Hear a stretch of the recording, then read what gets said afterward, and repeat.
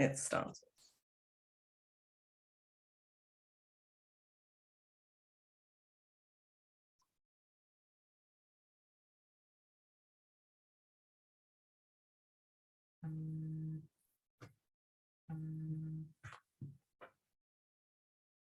Hi, Nikki. I'm not on mute, am I? Oh.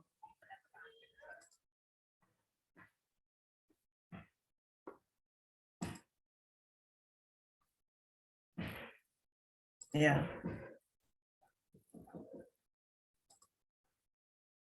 Can I? At the moment, I can't mute myself. Yeah. Okay.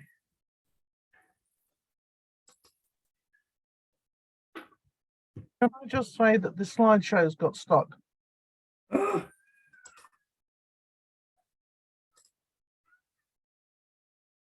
Thank you.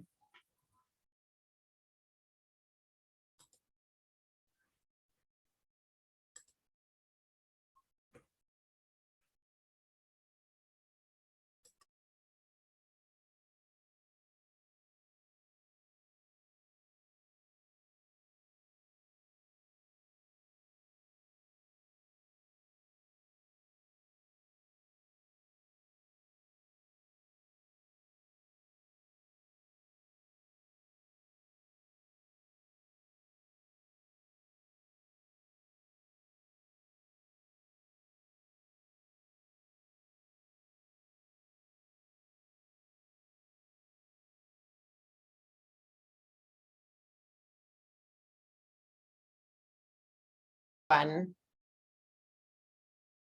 evening, everyone. We're just waiting to see Monika and Annie and Alex Williams. And in the meantime, I just want to welcome those of you who have joined us this evening. We've had a question from someone called Josephine. She was watching the slides. Thank you very much for joining on time so that you could see the slides, but there was no sound anyway at that point. So Josephine, not to worry about that. That was just for everybody while we were waiting for people to join. I think it's about, it's after 6:05, so we'll get going with tonight's webinar. Just a bit of housekeeping if you didn't manage to see it in the slides that we were sent round. There is no chat function. It's just a bit distracting, we find, if everybody's trying to have a discussion, but we'd love you to ask questions. So please post them like Josephine did in the Q&A box, and we will ask them after a break. Just to quickly introduce myself, I'm Nicola Laird. I run the visual art side of the North Wall Art Centre, which, for those of you who may not be Oxford or Oxfordshire based, is a local art centre. In the gallery, we support contemporary visual artists working in the county. We have a 200-seat theatre, and we have a massive program of participation for young audiences and do lots of community outreach at the North Wall.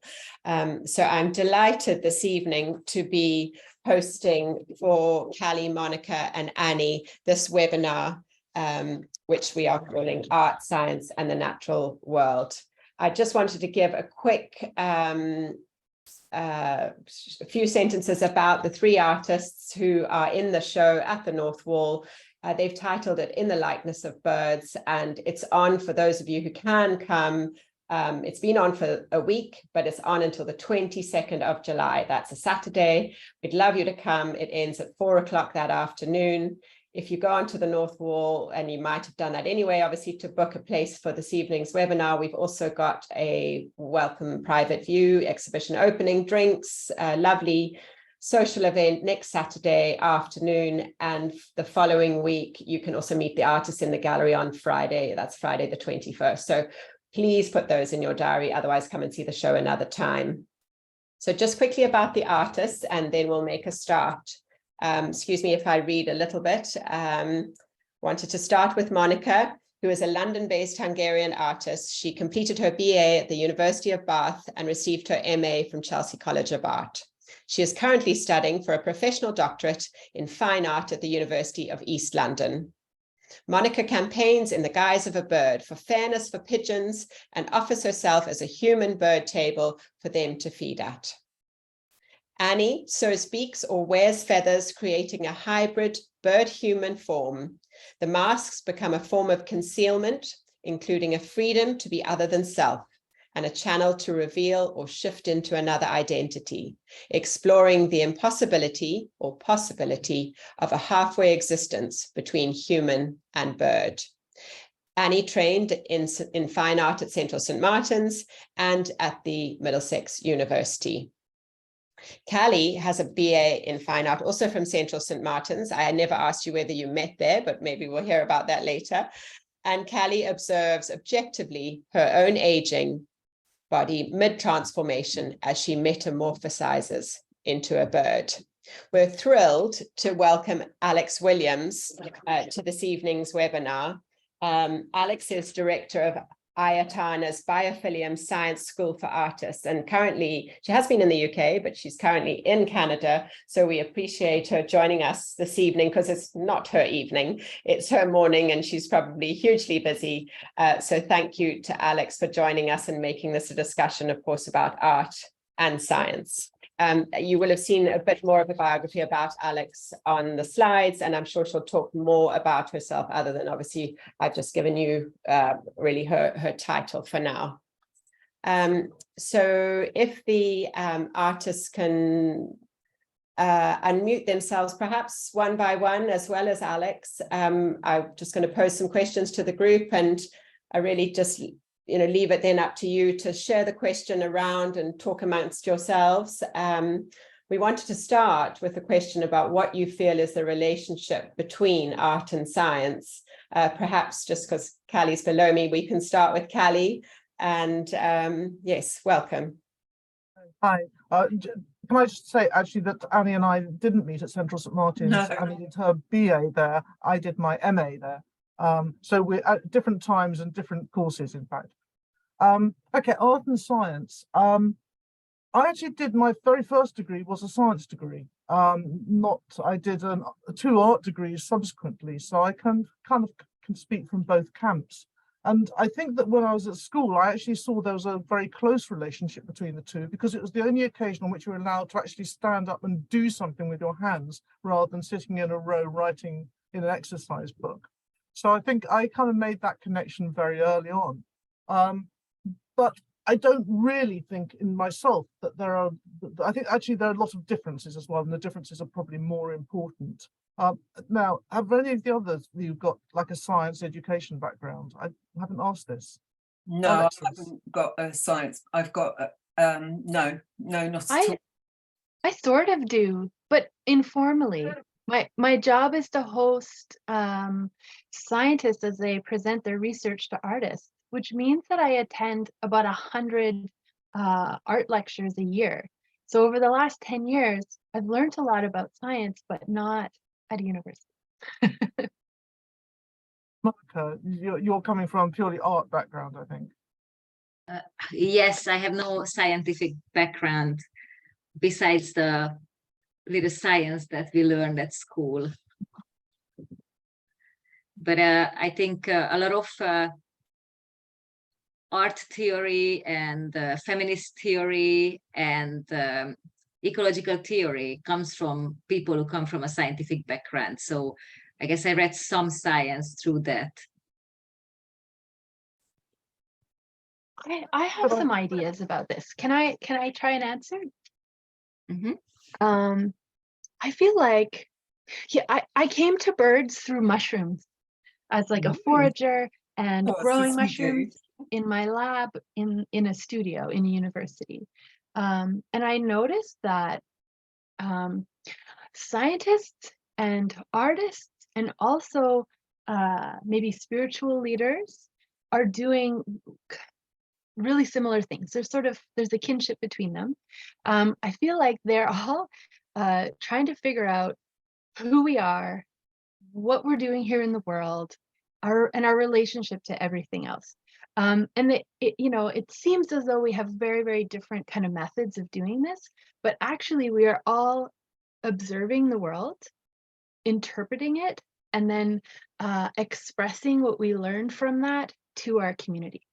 But we've all got different communities in different ways. Like we have exhibitions, and they, you know, write journals, but I think the thing that we really have in common is we're all trying to see or understand something that is invisible to normal people. Like, I think artists and scientists are allowed to work sort of outside of the way that humans are expected to behave and indulge in the world. I think that we have this sort of freedom to seek out things that are not on the surface and are not obvious. You know, I the think you're talking scientists about use curiosity. microscope. I think you're talking Pardon, about Kelly? curiosity. I think you're talking about curiosity as being the common feature. I don't know. What do you think, Annie? Do you think there's a Well, curiosity? I think curiosity and play is something really important. I mean, probably scientists would never call it play, but I think you know, what you're talking about is something like that, Alex, you know. And also the other thing that I was thinking, especially in regard to maybe something like performance, is the need to fail. So you keep doing things and you find other routes in, and that keeps sort of developing something. And, you know, sometimes it's frightening, or sometimes, you know, you're not sure, or as you say, you're going into the unknown, but it's that sort of unknown and an ability to face failure that I think somehow scientists, it's not really failure anyway, but, you know, that's maybe what we have in common, you know. And also I think, you know, if you look back to sort of centuries ago, I think artists were very involved in science because they were documenting a lot of science, you know, through sort of maybe botany or you know, the body, and, you know, that sort of, then we sort of seem to pull apart. But I think now we're coming together much more. You know, I know at North Wall there was a recent exhibition, Anna Demetrio, and she's looking at viruses. And then there's also Veston Page, who are working with the internal body. So, you know, the X-rays and the internal organs of the body, and, you know, and I think there are things that we're sharing more together now. I agree with that. I agree that I think maybe during colonialism and after that, when all the traveling went on, like, artists were a bit scientists, and definitely scientists had to be artists because that was the only way of recording something. Yes. Before photography, the only way. So drawing was a part of science training, and writing always been part of it. But I feel that the difference between science and art is the need for proof, or a certain way of proof. Because I feel that our society is a bit enslaved to proof. Like, whatever you present, someone will ask for a proof, like a scientific proof given by a machine, or something that you can somehow put in a scientific way. But I think in art you allow more your imagination, your feelings, your sensations, your thoughts to give you this proof, as opposed to a mathematical or yes. So it's certainly the case that in the past, artists were scientists. I've been doing a lot of research recently about Joshua Reynolds, and he experimented a huge amount with materials, not just oil paints, but using things like bitumen, beeswax, and so on, to see if he could actually acquire the effects he wanted. But so he was very much in tune with people like Wedgwood as well, who did a huge number of experimentations on glazes and colors and clays and so on. So they were definitely using scientific methods in terms of the techniques that they were using. And this is something I think actually people these days tend not to do, because by and large our materials are there kind of easily obtained. You know, I don't have to worry about the light fastness of the ink I use. I know it's going to be okay. It says so on the packet. You know? then the nature of them being artists as well as scientists was not that they were scientists in relation to the vision of the art. It was that they were scientists in relation to the techniques of the art. Yeah. But I think lately something different's happened where the relationship between artists and scientists isn't that artists are illustrating scientists' research, but that artists are allowed to do the research. And that when an artist is researching life and biology in the wild, they're not, they don't have to present empirical evidence and they don't have to follow the scientific method. So often what artists are doing in their experiments with biology is they're looking at science itself. You know, they're understanding the way humans understand the world and the way humans look at non-human organisms. And that's also, I think there's back to Cally's comment, there's a lot of artists who started to go back to creating their own paints, own paper, own materials to work in a more ecologically sustainable way. So there's more people looking into paints and inks created from plant materials, from minerals around their area. So it is kind of fluctuating, coming and going. Yes. And that involves learning the chemistry of it and Yes. the magic on that side, and also the provenance of the material. Like if you draw with a pen from the store, you'll have a very different image, a different line, and a different experience than if you draw a line with a feather that you found and you had a personal experience with this bird, whether you met him or not. I love that. That's beautiful. Just to bring it back to the show, if I may, just to say that I have some work which it is very unscientific, but it used scientific sorts of methods. You know, I say very lightly. Like what? Would you explain? Yes, it's a series of beaks made from canvas, and they're in a glass vitrine, and I can show you one. I'll just show my screen. So can you see them? You need to move the image, or we can only see the sorry, top of the image. So here we are. Yeah. So, yeah.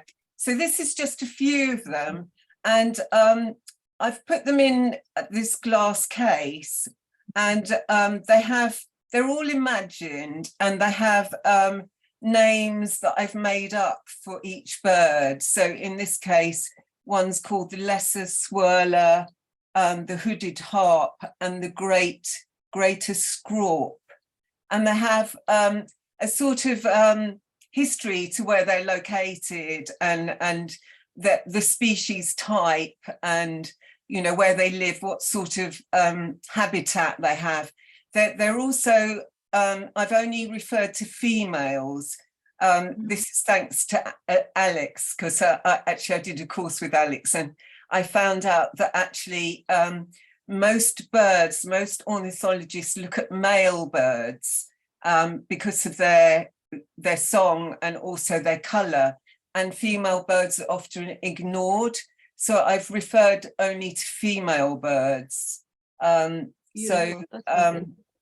so anyway, I just thought I'd sort of bring it back to the exhibition. There are sorts of, you know, playing with scientific methods in some way, or things that you might see in a museum as well. Yeah, it feels like you're appropriating the aesthetic of, you know, the scientific urge to like categorize things and archive objects and display them like this.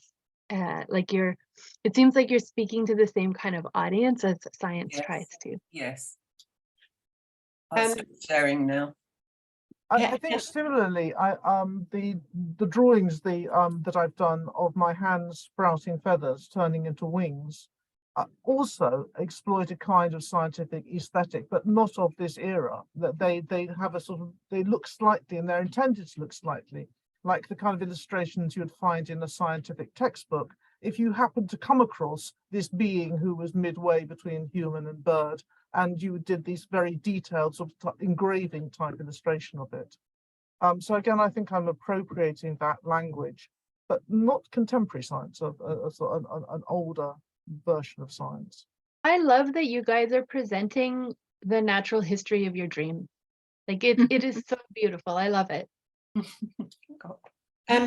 Just as we're talking about how it relates to your own work, and Annie and Cally have done that, I wonder if both Alex and then Monika can really, I mean, and Cally, by the way, maybe just before we move on to them, just show people one of those metamorphosis. Okay, I'll give it a go. Oh yeah, you've got to, because they're so wonderful. Does that work? It's working Yes. beautifully. Yeah. Beautiful. And they're life size. The hand is life size, which is actually to do with a different sort of approach to science, which is an issue of empathy, which I think we're going to come on to later. I can see that they look so alive and so ready to move.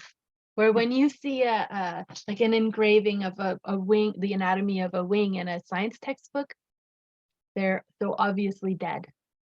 But it's still using very similar kinds of marks in terms of the squiggles and the cross hatching and so on to kind of to do that. Anyway, I'll stop sharing that so that we can go. Okay, I meant success. Okay, great. Well, coming back to empathy and science, I used to work at the Natural History Museum in London, and I always had that urge to go and hug the exhibits as like an apology and a reassurance of what we do to them. Even petrified trees. I don't know. I just had this idea that I would just like to sit with them and hug them for long periods of time. But obviously, it's it's frowned upon. I was at the Natural History Museum in London a few weeks ago, and I went to see the bird collection, and I have to say, I was so moved emotionally. And part of it was just the absurdity of this massive collection of dead birds that have been on display for maybe 100 years or more. And also the enormous amount of people who had come to look at them. And I guess it's like that every minute of every day that it's open. And I had trouble like hiding my emotion. But everyone was so distracted by the birds. I felt like I was allowed to just Absolutely. Really And what I always find interesting because Natural History Museum here, and I'm pretty sure all over the world, is mainly visited by families, schools, children, and in most part of life we keep that away from children, except when we bring them to a Natural History Museum, and it's like, look at all these corpses and carcasses, which is such a strange mind shift, I guess, that humans have to do in order to be able to engage with it that way. It really is an odd practice that we have to Yes. hold these dead bodies and force them to stay like that forever, when naturally they would be like that for a very short time and come back to life, and go back into ecology. In the Natural History Museum in Oxford, there's actually a dodo. Yeah. So you've got like a sort of doubling of that effect. So you've not only got the extinction of that bird, but it's also like a living frozen moment, you know. And there's also the great, is it the great oak? Yes, yes. From yes. Canada, right? Yes. Is it from It's from the east coast of Canada. Yes, and there's an exhibit about the great oak and how the extinction happened, and there's also a stuffed actual great oak, and I just feel like this is why the extinction happened. There's yes, people just said, "Oh, yum, this is easy," and just took them all, and there was nothing left. And then they stuffed some of them to represent why they died. The dodo in Oxford is actually kind of like half turkey because they couldn't find enough Oh, real that's dodo. right, Yeah. Kelly. That's So it's right. not even a real, it's a kind Yes. of real kind of hybrid thing. It's Yes, but it's but hybridized. bits of dodos sort of stuck together with turkey. Yeah, yeah, Just so yes. hideous, the things Do, we do do. you think that we should sort of talk a little bit about empathy? Because I think this is coming up anyway in what we're talking about. Because certainly for me, in my work where I've done some work with masks, I think that actually wearing a mask sort of takes you outside your own body in some ways and allows you to sort of connect with the other in some way. And I think that the wearing of masks for me has been really important in having some sort of kinesthetic empathy. So, you know, feeling it through the body, the empathy through the body of birds. In fact, when I was doing a residency recently in Wales, I was dressed in this costume, and I was thinking that I wonder actually if there is some sort of psychic or also some sort of energy that's going on, because I'm wanting to be with birds, that maybe they're picking up something. I know it's only imagined, but you know, that there was some sort of connection going on that I felt was really powerful for me. It probably wasn't for them, but you know, it was I think the main thing in some ways is to learn as humans. You know, I suppose that the whole process is learning as a human being what it's like to be empathic to you know, any animal, but in this case birds. Yeah. I think in terms of empathy, I'd really like Monika to talk about her work about pigeons, because I mean, people are so unempathetic with pigeons. I mean, I looked up on the internet and found that this extraordinary range of things that you can use for killing pigeons, which come like sticky gels and electric wires and spikes and this, that, and the other. People seem to be okay to hate pigeons. You know, that seems to be an okay hate these days. And Monika, isn't it absurd? It's absurd. Absolutely. I bet that pigeons are the non-human organism that we have the longest and probably most romantic relationship in the history of humanity. And somehow, it seems almost overnight, we just broke up with them and forgot that we ever loved them. Like, how did that happen? Yeah. But anyway, Monika, tell us about your pigeons. Well, I guess it's like, I think language is a very important part of it, of how humanity enforces the othering of species, race, gender, anything. And as Donna Haraway said, grammar is a politics by other means. And it's a very, very, very heavy weapon to wield. And we do it very unintentionally, I think. We grow up with phrases that are racist, sexist, speciesist, and we don't even realize when we're using them because it's so embedded. But these are the phrases that allow us to think of something like that. Every time someone tells me that pigeons are just rats with wings, I always say that you're just repeating what you heard. You're just repeating your parents, because I don't think they ever even thought about this. And I feel that the way language frame, positively or negatively, how we treat something, it really affects species, and also mythology of animals affect that species, because there were always animals like wolves, crows, rats, I don't know, different cultures, goats, and these animals got, you know, sometimes they become extinct due to the hunting of them, because of the vilification. Yeah. Yes, and with pigeons, well, they were very useful, so they were important. They were heroes. They were friends, companions, messengers. And then after the Second World War, I guess due to technological developments, their jobs become irrelevant. So then they were put on the list of pests. And I have two pieces of work with the title Pet Pest, because I find that distinctions so strange, and like the border is so unreal because it constantly changes. So an animal could be protected one day and could be on a list of pests the next day. That I sometimes look at the list of pests online in the UK, and it's constantly changes. And pigeons have been on that list since probably the 1950s because they're not useful for us anymore. I think And this is language fascinating.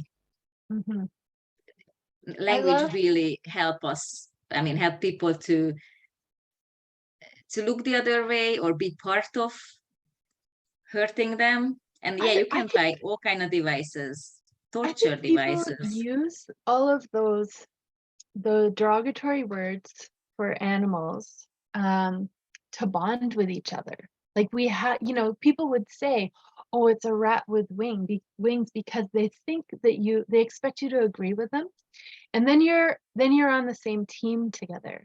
Then they've created like an us and them, and I think it's incredibly unfortunate that that's how we've sort of been encouraged to bond with people and bond with strangers. But so much of it comes down to the language of the words we use to refer to non-humans and those stories that people tell. And I often hear the same stories repeated. When people hear I'm interested in ecology, they'll say, "Oh, let me tell you the story." And it's a story that vilifies some beautiful animal. And I don't believe it. It's like, you're spreading rumors. Stop it. You're seeing this in a way that someone has lied to you about this. or even it's just looking at another being from such a human-centric perspective, that if it doesn't fit in with the human societal rules or the human way of existence, like seagulls are always negatively mentioned in seaside towns.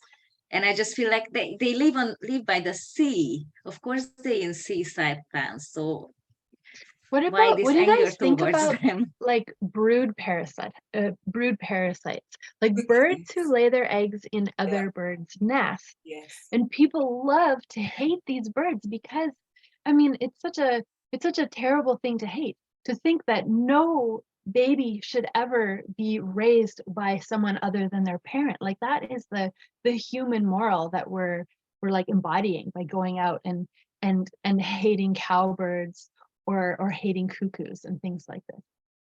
Especially because they push out the little ones. Yeah, it's really dramatic. How dare they? Yeah.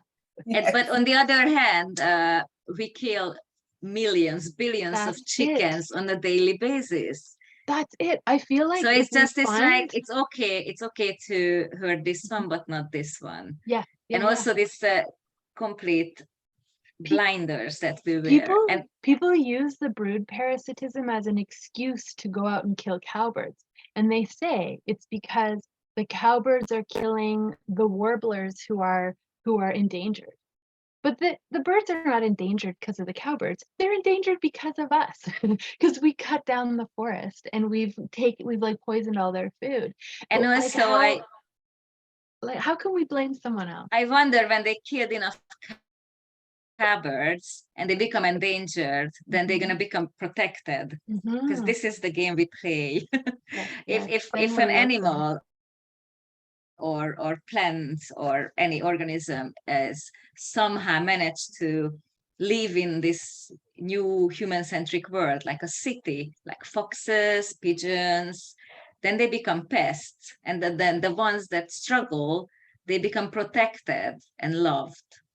I live in the Chilterns, and there was a fantastically successful reintroduction program there of red kite. They reintroduced them back in, I think, the 80s, using pairs from Spain. Now there are literally, over my house, you'll see red kite. Everywhere there are red kite. And everybody loves the red kite, except if you're in the park in Marlow, where they come steal your sandwiches like seagulls do by the seaside. And then suddenly everybody hates the red kite because they steal the sandwiches. It's completely irrational, really. I mean, or the parakeets. Like the feral parakeets. I love them. They're there because they're so beautiful and so smart and so cool, and we want them. And then as soon as they have their freedom, they're pests and people hate them.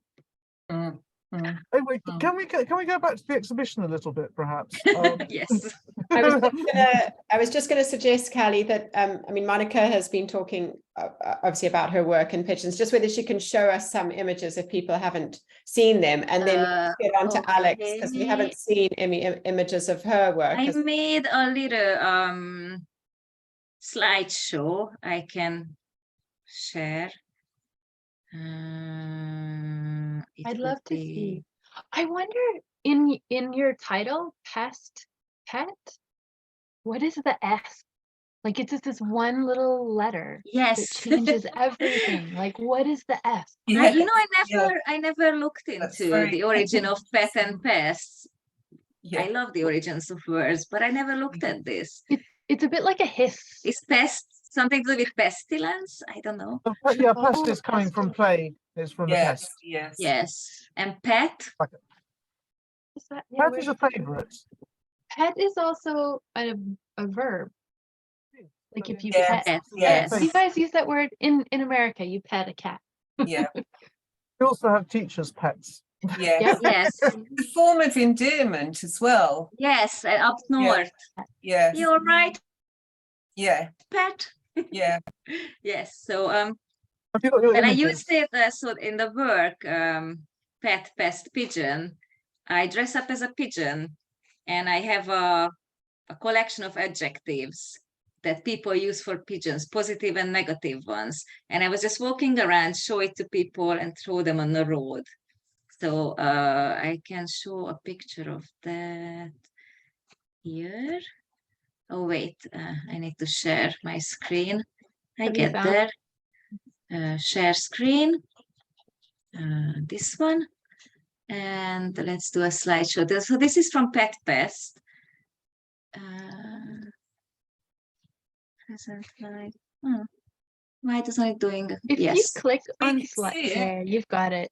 Mhm. Yes. So So. click on that from current slide button. And Oh, why it'll, did it go? It went to the back of the slide for some unknown reason. it's perfect. Okay, We see here we the are. front Yeah. and you see the back. Mhm. Okay.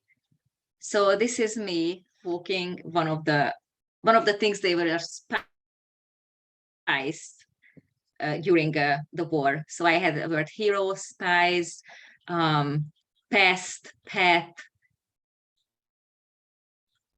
rats with wings, scientific subject, sexual exhibitionist. So there was I don't know, why isn't it not also, and Oh, yeah. this was a Oh, different work with pigeons, Saint Francis of Assisi and me, where I wore a bucket with bread on it, and I encouraged pigeons to come up and eat it, and it was an absolutely beautiful experience. And it's also to remind us that we're not just we're not just being nourished, we're also nourishers of others with our body. There's animals who live on our skin, in our body, and after we die, we go back to the earth and become food if we allow that to happen. But this was a beautiful experience. They were constantly talking to each other, which was really nice. I wish I have recorded the sound of that conversation they had on my head. I wonder what they thought. But it took a while for them to get used to me, because they usually eat from the floor, and it was wonderful when they started to trust and join me. This was the Pigeon Life film we did for this exhibition, where Annie and myself dressed up with a pigeon costume and tried to become pigeons in a park, and Cally filmed it. We tried to fly, we tried to preen each other, eat, and wayfind. And then these are some different works I done. This is a painting. I was thinking about Nietzsche's satire, where you're in between nature and culture, and you're kind of choosing nature anyway. And my work is mainly performative in films, sometimes for audience, sometimes not. Farewell to Colonialism was a performance where I found a a picture frame of butterflies. And when I researched them, they were all from Southeast Asia. And I just felt this enormous sadness that these beautiful creatures, a long time ago, they were killed and put up here and then bought over for someone to be a trophy, a scientific trophy. And then they ended up in a flea market on the floor, broken. So I decided to bury them and give them back to Earth so they can go home in a way. This photograph is from Shetland, and I thought it deep time, where I basically just did things that I felt to do to connect to the land, to the Earth and its inhabitants, and try to become the landscape. I really feel that communication with rocks is a really wonderful practice, as they are like our oldest ancestors. They are the minerals we made out of, and there's this deep, deep connection, I feel.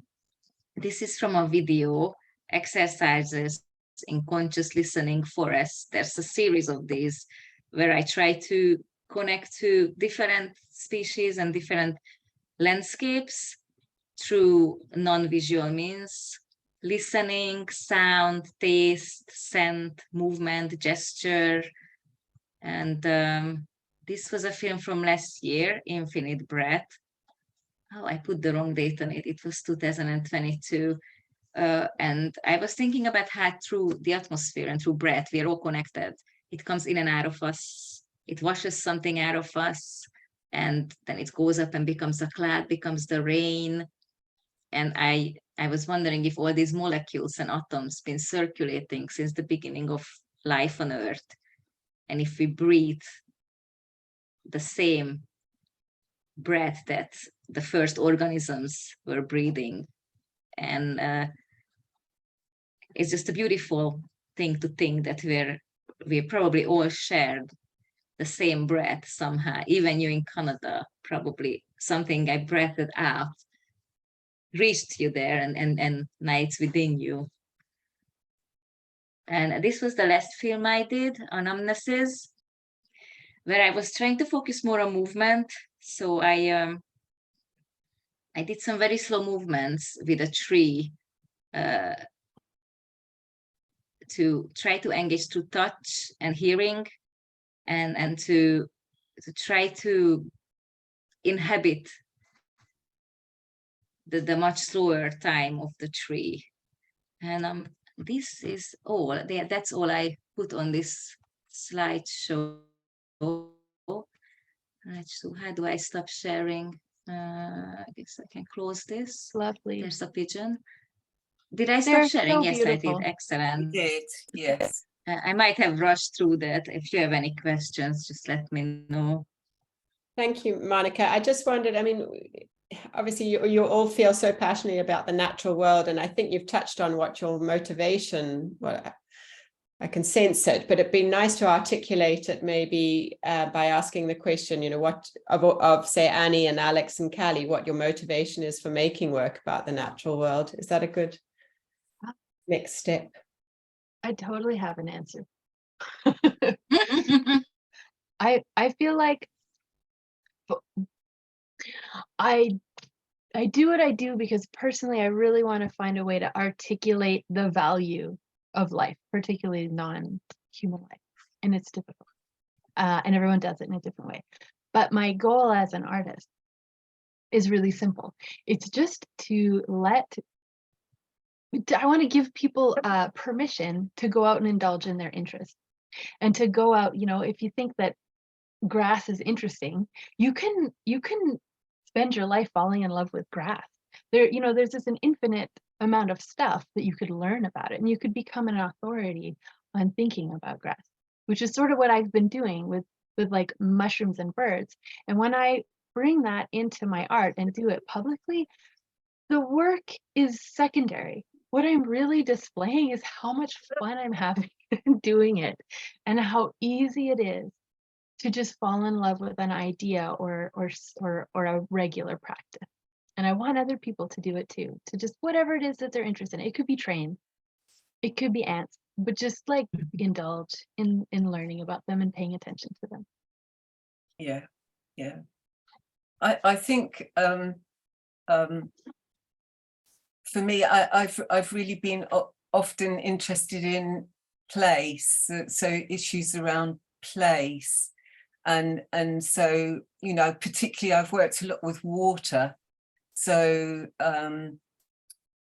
that's been something that I've worked a lot with a colleague of mine who's now in Greece, Vicky Virgo, but we're still in touch through a group called Oika.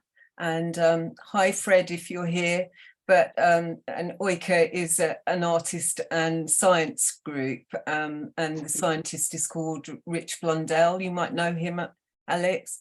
So so, you know, I've sort of like come in through just through probably sight, really, and sight and place, and then I've become more interested in animals, particularly during the pandemic, actually, because they became so much alongside.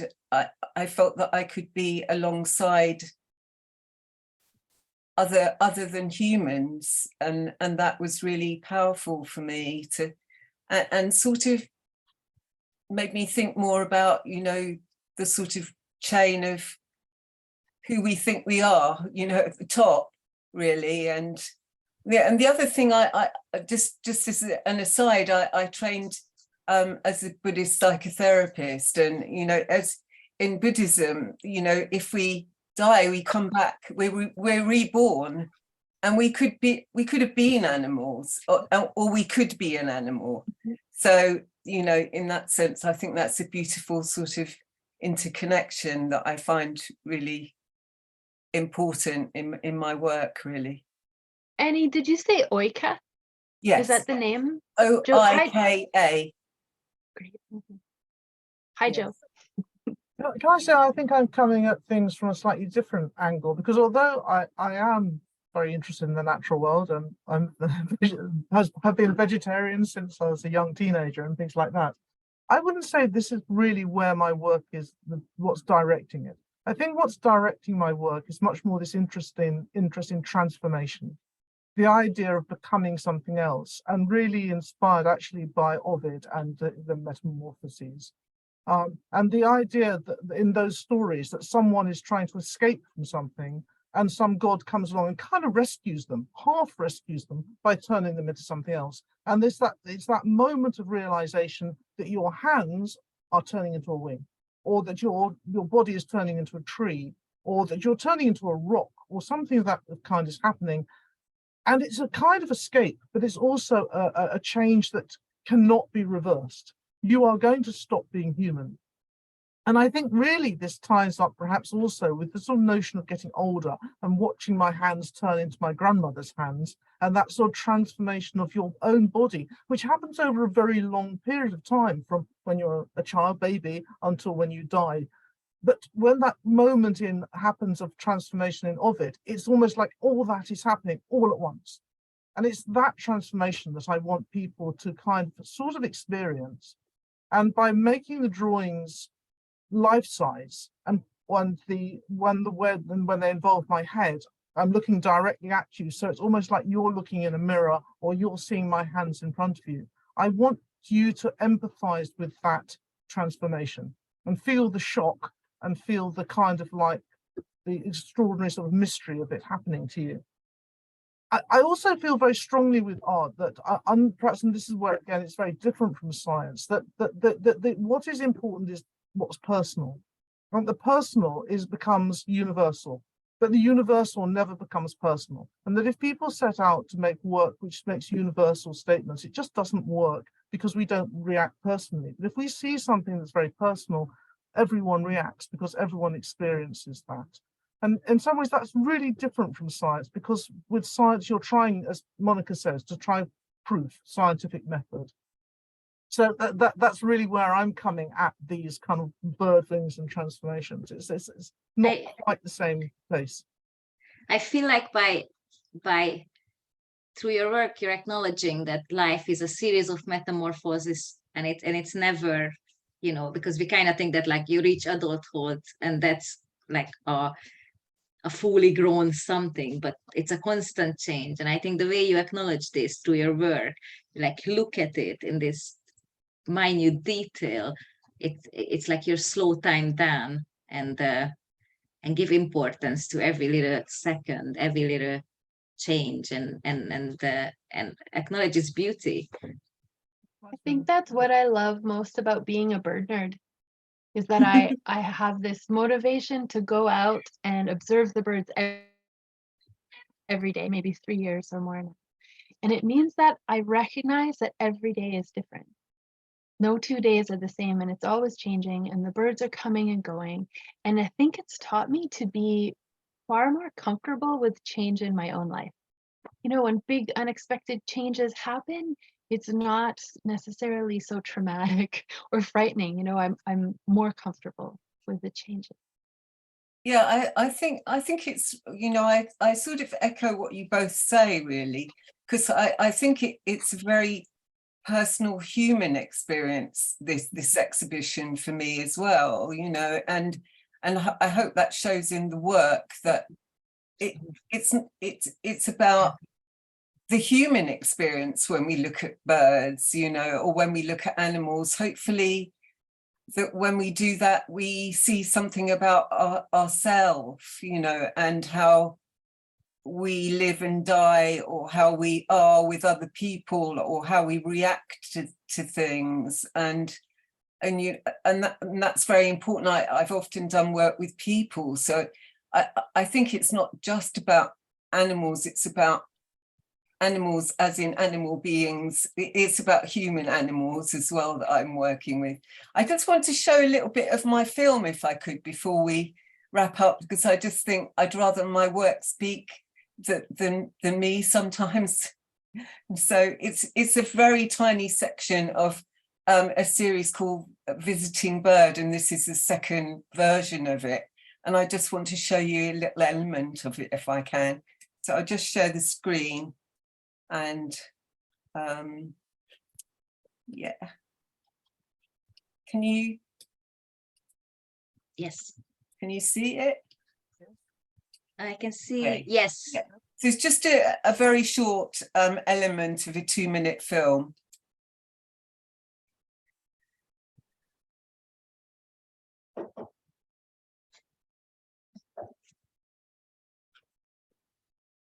Annie, we cannot hear it. You can't hear it? Nope. Okay.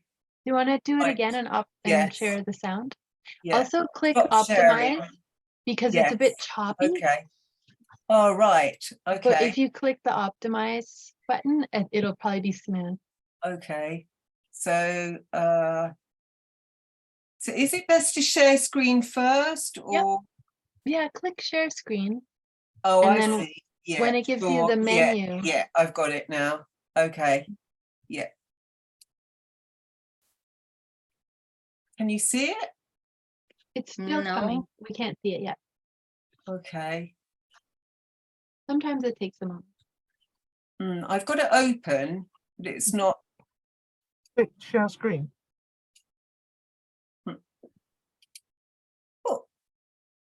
Oh, Aha. Oh, okay. Sorry, I've It was come there. out It was now. there. Right. Okay, let me open it on my desktop and then see if I can make it work. Sorry, guys. That's no, okay. it's great. Right. There I we go. kind of like these moments where we're trying to do something together. It's kind of a nice way to bond, even though we're far away. Yes. Right, hopefully you can hear the sound now. Can you hear it? No. I cannot. Oh, what is that then?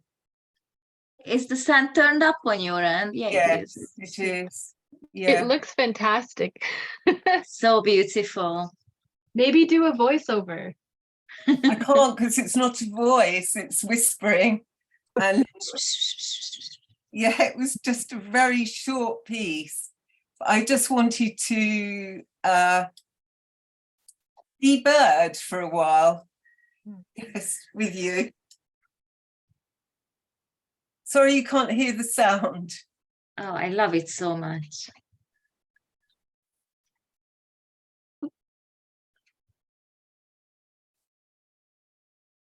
That's just a very short extract from a Stunning.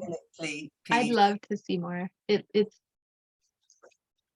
fun, but it's also like weird and magical. Well, I'm very interested in magic. So, yes, magic, stories and legends and Folk horror beauty. It's gorgeous. Can I I feel like- ask, Sorry. Nikki a question? Because Nikki's seen this exhibition sort of develop over a year and seen it installed now. Tell us what you think. Me. Mm. Well, I love the idea of transformation. I was thinking about it today, Cally, when I was in the gallery. It wasn't, and that's what's so strong about the exhibition, is I think, just taking that as an idea, is it's not only about birds and the fact that you're all interested in the issue, you're all creating versions of it in your work. It's there. It's obviously ever present in your work, but this more subtle idea of transformation, it's you in your drawings transforming, as you've talked about, from human to bird. In the life stages of the bird, you're also transforming from a young bird to an old bird. So, I mean, if you see those in the gallery, they're a wonderful series of, what are they, 6, 12? 14 prints. 14 stages of the life of a bird, transforming, as we all do, from a young, youthful person, procreating, caring, nurturing, having babies. They leave the nest, you get old, we die, we decompose. But that idea of transformation that's obviously so strong in your work is actually so much part of Annie and Monika's work, because as soon as they don the cloak or the beak or the pigeon head, they have transformed themselves as well into something else. So I just think it's brilliant, because it seems so different, your work, in terms of media and the way you approach it. And even through the conversation we're having tonight, through, Cally, you're saying, well, it's, for me, it wasn't about the natural world, it's about something else. But how strong those connections are between the three of you. And I just really need to encourage people to come and see the exhibition, because it really works. It looks beautiful and it comes together. And only after a few times of looking can you start to appreciate the subtleties of how it does come together. And I mean, we talked about this, Cally, as well, just the different media and how you can spend so much time thinking about, all the things we're talking about through film and drawing and the stills from the performances and the lino cuts and you pulled so many different elements together, and it's quite unusual in an exhibition. Normally you bring a group of artists together and they only do perhaps one thing, and then, they complement each other, but one does prints, one does painting, or one does film, but you all do so much in order to embrace the subject. So I just think that that it deserves lots of time as well. I mean, we even had a group of students, didn't we, who I think I said to Cally, some artists, some students who they're coming cold into an exhibition as something to do, a kind of cultural outing. They can spend 5-10 minutes, but they were an hour in the gallery. Cally's got a board game, there's a quiz, there's everything. So I don't know whether that's a good place to stop now. I was conscious that, Alex, I really wanted to see more of your works, but I wondered whether she could finish by showing us a few, and then what we could do, just for the audience, which I didn't say before, is we're going to stop and have a quick break. There are some questions in the chat. We hadn't managed to get to the first couple. Jen was saying, maybe we can do that later. Jen. Would anybody like to see the giant for the drawing of the wall behind me with Yes. loads of dodos? Show us the dodo. I will get to those after the break, and any other questions that you think of in the 2-minute break, I will pose to the artists. But if someone like Jen wants to come on and share a screen, of course, we'd love to see that. But let's take a quick break after maybe Alex has shown us some images. Also, I wondered whether the artists could put into the Q&A things like Ayatana's website, for example. Yeah, And that's what I have up. What happens if I answer Joe's question with a link? Can everybody see that? Let me see. Maybe, no, maybe only Joe sees it. yeah, I think maybe you have to click answer live. Oh, yes, thank you. Okay, I'm gonna try. No, it gives me a mic and not a Oh, place I to drop see. a Huh. link. Maybe I'll just try another one. Let's see. Type Oh. answer. There's a send privately, so it should be public if you don't click that. Yeah, it should be. But can anyone see it?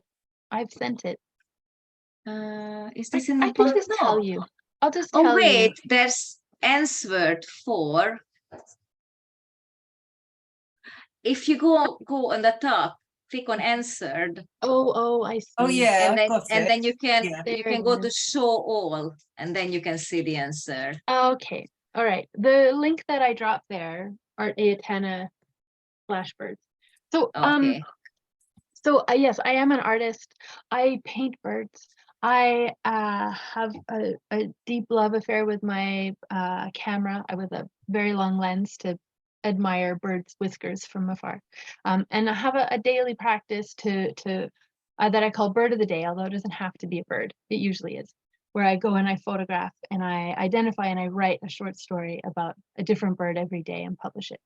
But I feel like, although these are all very creative, these are sort of my personal practice. My big projects are as a researcher and as a teacher. So that link is just to show you what I mean. It's from a couple of years ago. We're called the Biophilium now. The Biophilium hosts artists from around the world, and I lead people on research expeditions out in the wild or in science labs to go and learn about a topic. So it means that artists who like birds can come and learn all about birds for a week of like really intensive adventure and study. Now we've been online for a few years because of COVID, but I'm excited to go back into the world in person. And I think the next one is going to be a bird research program in Point Pelee in Canada next spring during migration.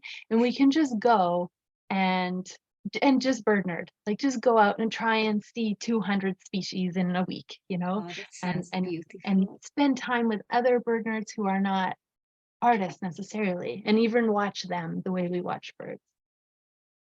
So I did one of Alex's residency workshops, and it was amazing.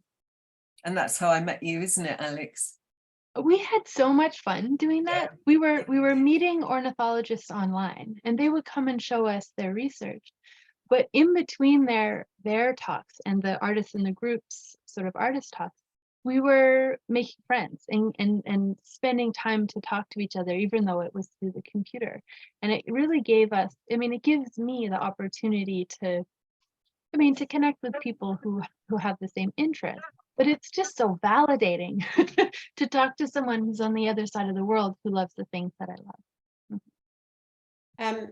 Thank you, Alex. I'm conscious of the time, and actually I'm going to suggest to break with what we said we were going to do, and actually just to carry on, not have a break, because we've just got some really nice questions, and I just thought if we ask them while we're talking, so if anybody's desperate for the loo, go, but otherwise I'm going to carry on. Claire asked a question that we were going to ask if we had time, which is just such a lovely question. So I'm going to put that to all of you.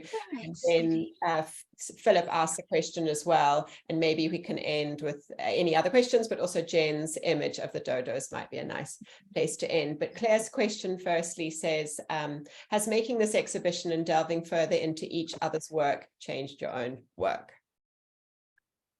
Can I say something about that? Monika, sorry. Oh, can I say something? Yes. Sorry, Monika, were you going to speak? No, go for it. Oh, okay. Yes. In my work, I have 3 paintings. I have never ever in my life as an artist shown paintings before, so it's a massive step for me. So I think it was partly mainly perhaps because I was around Cally that I know does drawings and paintings, but it was also, it just felt right. So so it has taken me into a new area of practice, and I, you know, because most of my work isn't walled work except for photographs of performances. So yes, it's really taken me into a new area of work, which has been really quite, take me out of my comfort zone greatly, but it's been very exciting. I agree with that. As Cally suggested, we made a series of lino prints, and I haven't done printing since probably 2009. So it was so fantastic to try this material again and really delve into it. And I really enjoy the process, and I definitely gonna make more lino prints. And since we did the printing, the way I look at prints in exhibitions is completely different. It's just fantastic. And also it gave me a chance to reevaluate these works and then turn me back towards birds a little bit again, because lately I've been dealing with fungi and bacteria and air and everything in between. So it is a fantastic experience. Yes, thank you, Cally. Thank you. On the lino cuts. Yes, absolutely. Yeah. And for me, I mean, in some ways, the lead into this exhibition over a year, the whole thing has been like some kind of massive residency, really.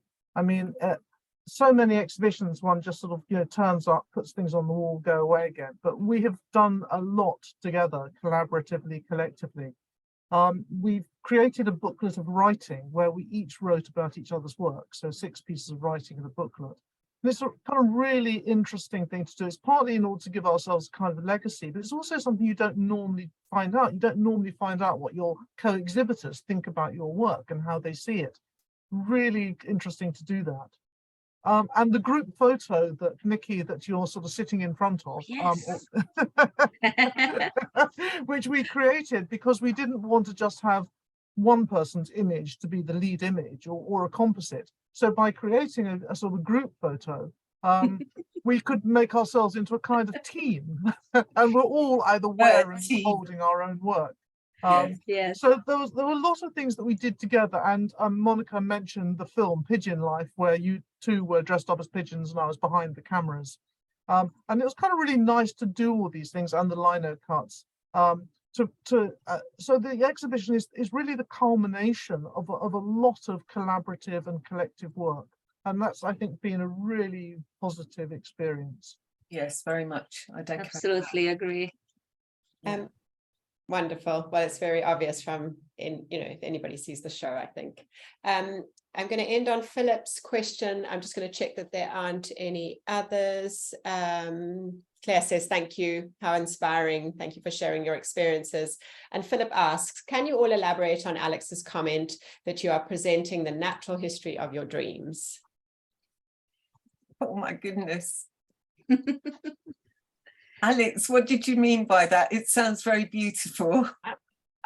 When I started as a mushroom hunter, mushroom hunting is so different from birding because there's a short season and there's so many you can't learn them all. But I didn't mind doing something that was just a short part of the year, because for the rest of the winter, I would dream about mushrooms.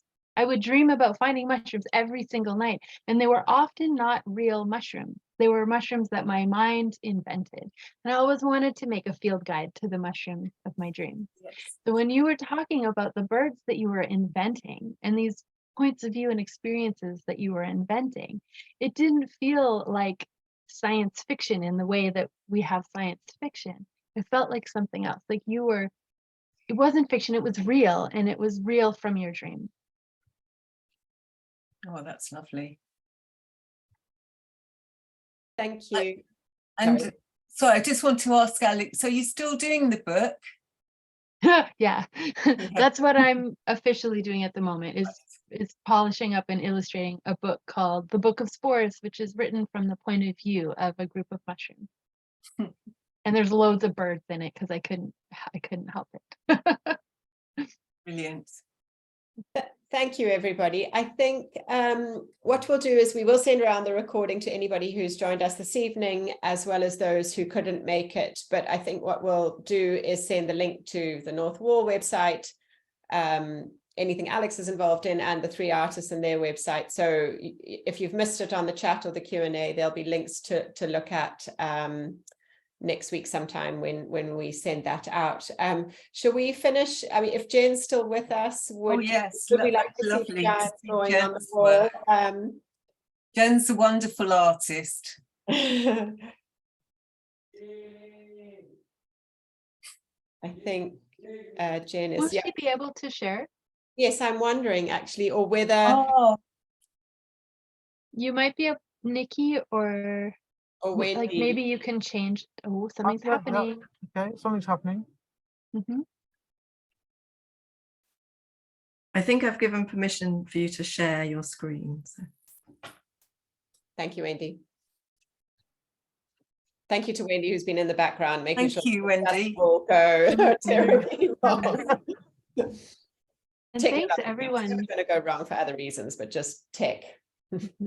Jen is a performance artist, and she's also worked with swans. Ooh. With real swans? Well, you have to find out from her work. Dream swan?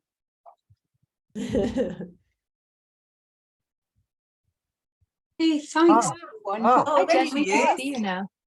Anyway, if you just look, you'll see Oh, I see your dodos. a massive Oh, beautiful. dodos. So, What are they doing? well, that's me. They dodoing. They're all That's you, giant Jen. dodos. Oh, So every time I go on a Zoom call, it's just me and the dodos.